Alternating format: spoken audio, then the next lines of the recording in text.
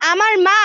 সম্পূর্ণ, আমি যতবার প্রোটেস্টে নামছি 15 তারিখ থেকে আজকে আর কালকে বাদে, আমার ফ্যামিলি পুরাটাই নারাজ ছিল যে আমাকে আসতে দিবে না। কিন্তু যখন শুনছে এই ছোট্ট বাবুটার কথা, আমি আমার মাকে বললাম, মা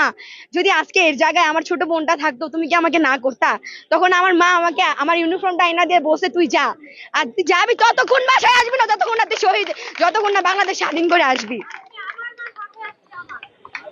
হ্যাঁ, মাকে আমি সেদিন, আমি যখন 18 তারিখ প্রোটেস্টে ছিলাম বিএনএস উত্তরায়, তখন আমি একটা আন্টিকে দেখছি, আন্টি বলতেছে আমি আসছি, আমার 3টা মেয়ে নিয়ে আসছি, আমি শহীদ হবো, আমার 3টা মেয়েও শহীদ হবে, তার আগে আমি বাসায় যাব না।